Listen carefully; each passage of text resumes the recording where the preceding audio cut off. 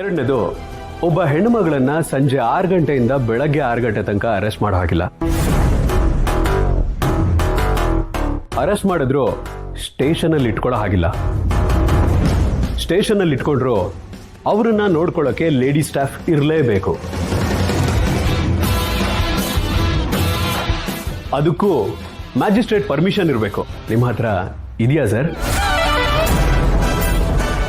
Lady staff ಅಂತೂ ಕಾಣ್ತಿಲ್ಲ, ಆದ್ರೂ ಒಂದು ಇಡೀ ರಾತ್ರಿ ಆ ಹೆಣ್ಮಗಳು ಸ್ಟೇಷನ್ಲೇ ಇದ್ದಾಳೆ. ಈಗ ಹೆಣ್ಮಗಳು ಸ್ಟೇಷನ್ಲಿ ಹರಾಜ್ ಆಯ್ತು ಅಂತ, ನನಗೆ ತೊಂದರೆ ಆಯ್ತು ಅಂತ ಏನಾದ್ರೂ ಕಂಪ್ಲೇಂಟ್ ಕೊಟ್ರೆ ಏನ್ ಮಾಡ್ತೀರಾ ಸರ್? ಅದು ಎಷ್ಟು ದೊಡ್ಡ ಅಫೆನ್ಸ್ ಅಂತ ಗೊತ್ತಾ?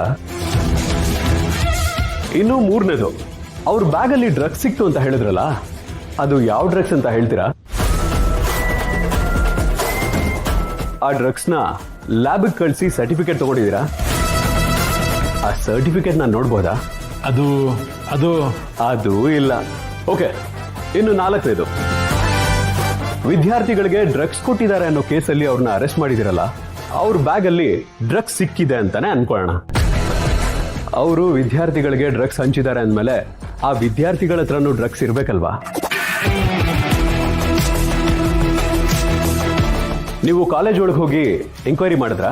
ಅಲ್ಲಿ ಹೋಗಿ ಯಾರನ್ನಾದ್ರೂ ಚೆಕ್ ಮಾಡಿದ್ರಾ? ಆ ಥರ ಮಾಡಿದ್ದಿದ್ರೆ ಆ ಹುಡುಗರು ಸಿಗಾಕೋತಾ ಇರಲಿಲ್ಲ, ಇವರೇ ಸಿಗಾಕೋತಾ ಇದ್ರು.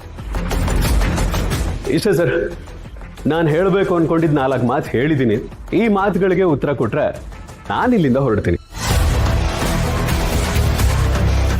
ನಾಯ್ ಸಾಹೇಬ್ರೆ, ನೀವು ಹೇಳೋ ಒಂದೊಂದು ಮಾತು ಬುಲೆಟ್ ಥರ ಇತ್ತು. ನಿಮ್ಮ ಮಾತು ಕೇಳಿದ್ರೆ ಮತ್ತೆ ಮತ್ತೆ ಕೇಳಬೇಕು ಅನ್ಸುತ್ತೆ.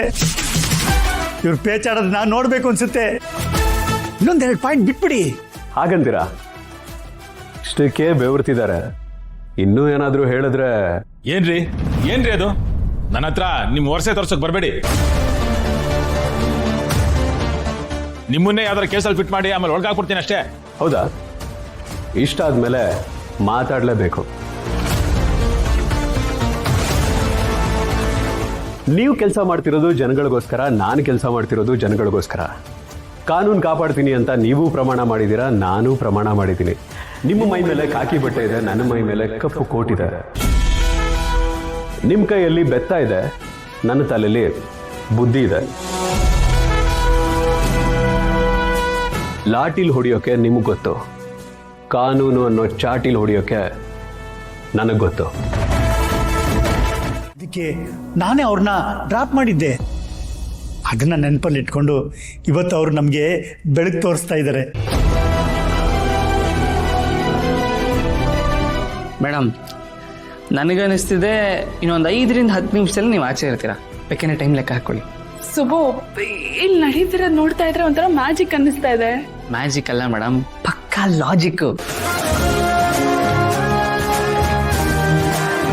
ಬನ್ರಿ. ಸರಿ ಸರ್. ಸರ್, ನಿಂತೇ ಇದ್ದೀರಲ್ಲ, ಕೂತ್ಕೊಳ್ಳಿ. SI ಸಾಹೇಬ್ರೆ, ಕೂತವ್ರನ್ನ ನಿಲ್ಸಿದ್ದು ನೀವೇ ತಾನೆ? ಅಯ್ಯೋ, ನನಗಂತೂ ತಲೆ ಇಲ್ಲ. ಇಲ್ಲಿ ತಲೆ ಇರೋರಿಗೆ ಬೆಲೆ. ಕೂತ್ಕೊಳ್ಳಿ ಸರ್, ಕಾಫಿ ತರಿಸ್ತೀನಿ. ನನಗೆ ಕಾಫಿ ಬೇಡ, FIR ಕಾಪಿ ಕೊಡಿ ಸಾಕು. ಓ, ಇನ್ನೂ FIR ಹಾಕಿಲ್ಲ ಅನ್ಸುತ್ತೆ. ಯಾರದೋ ಮಾತು ಕೇಳ್ಕೊಂಡು ಇಷ್ಟೆಲ್ಲ ಮಾಡಿರೋ ನಿಮ್ಗೆ ಅವರಿಂದ ಇನ್ನೂ ಪರ್ಮಿಷನ್ ಸಿಕ್ಕಿಲ್ವಾ? ನೀವು ಗಿಡ ಬಗ್ಗಿಸ್ಬೇಕು ಅನ್ಕೊಂಡ್ರಿ, ನಾನು ಬುಡಾನೇ ಅಲ್ಲಾಡಿಸ್ತೀನಿ. ಅಲ್ಲಾಡ್ತಿದೆ, ತಡ ಬುಡ ಎಲ್ಲ ಅಲ್ಲಾಡ್ತಿದೆ.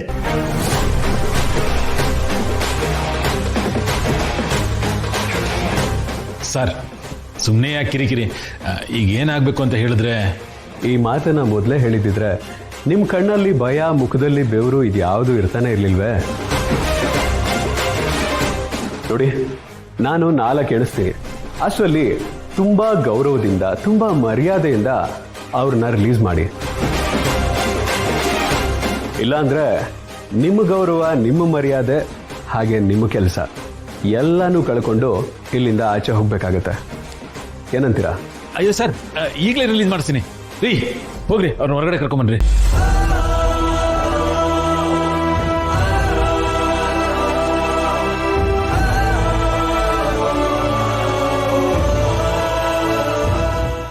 ನಾನಿನ್ನು 4 ಎಣ್ಸೇ ಇಲ್ವಲ್ಲ ಸಾಹೇಬ್ರೆ. 4 ಕೆಳಗೆ 4 ಮಾತು ಸಾಕು ಬಿಡಿ ಲಾಯರ್ ಸಾಹೇಬ್ರೆ. ಸರ್ ಎಲ್ಲ ಮುಗೀತಲ್ಲ, ಈ ವಿಷಯ ದೊಡ್ಡದಾಗೋದು ಬೇಡ, ಹೊರಡ್ ಬನ್ನಿ ಸರ್. ದುಡ್ಡು ತಗೊಂಡು ಈ ವಿಷಯನ ದೊಡ್ಡದು ಮಾಡಿದ್ದು ನೀವು. ಸುಮ್ಮನೆ ಹೋಗಕ್ಕಾಗತ್ತಾ? ಆಚೆ ಮೀಡಿಯಾದವ್ರಿದ್ದಾರೆ, ಅವ್ರ ಮುಂದೆ ಬಂದು ಗೊತ್ತಿಲ್ಲದೆ ಏನೋ ತಪ್ಪಾಗೋಯ್ತು, ಇದು ಶ್ರಾವಣಿ ಅವ್ರು ಮಾಡಿರೋ ಕೆಲಸ ಅಲ್ಲ, ಬೇರೆ ಯಾರೋ ಮಾಡಿದ್ದಾರೆ, ಅವರನ್ನ ಆದಷ್ಟು ಬೇಗ ಹಿಡಿತೀವಿ ಅಂತ ಒಂದೇ ಒಂದು ಹೇಳಿಕೆ ಕೊಟ್ಬಿಡಿ.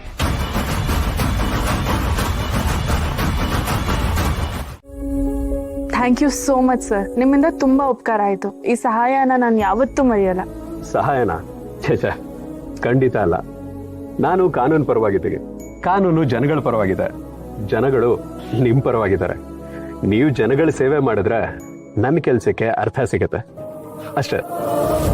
ಆಹಾ, ಚಿನ್ನದಂತ ಮಾತು. ನಾನೇ ಬರೆದಿದ್ದು. ಎನಿಹೌ, ಒಳ್ಳೆ ಮನಸ್ಸಿರುವಾಗ, ಒಳ್ಳೆ ಉದ್ದೇಶ ಇರುವಾಗ ಒಳ್ಳೇದೇ ಆಗುತ್ತೆ.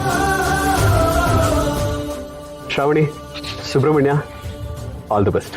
ಬರ್ತೀನಿ. Thank you sir. ಆಮೇಲೆ ಮತ್ತೆ ಇವರಿಂದ ಏನೂ ತೊಂದರೆ ಆಗಲ್ಲ ಅಲ್ಲ? ಕಿರಿಕಾದ್ರೆ ಮತ್ತೆ ಬರ್ತೀನಿ. ಬರಲಾ? Thank you. ಹಬ್ಬ, ಸುನಾಮಿ ಬಂದರೂ ಸಮಸ್ಯೆ ಆಗಲಿಲ್ಲ. ಇನ್ನು ಎಲೆಕ್ಷನ್ ಒಂದು ಸರಿಯಾಗಿ ಆಗ್ಬಿಟ್ರೆ ಅಷ್ಟೇ ಸಾಕಪ್ಪ.